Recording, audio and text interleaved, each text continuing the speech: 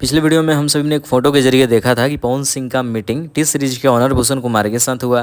पवन सिंह ने अपने आईडी से इस पोस्टर को शेयर भी किया, लेकिन दूसरा पोस्टर तब सामने आया जब प्रियांशु सिंह ने इस पोस्टर को शेयर किया जो स्क्रीन के ऊपर दिखाई दे रहा होगा।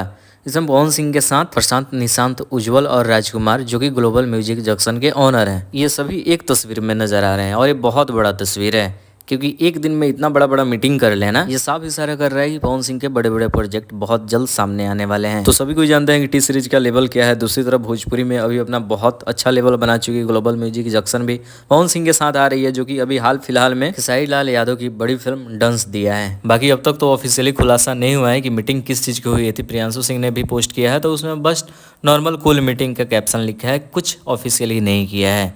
बाकी टी सीरीज के साथ वैसे ही सीन है, लेकिन कोई बात नहीं, जैसे ही कुछ अपडेट आएगा सबसे पहले वीडियो बनेगा, इसलिए चैनल को सब्सक्राइब करे रहिए और चैनल के साथ बने रहिए।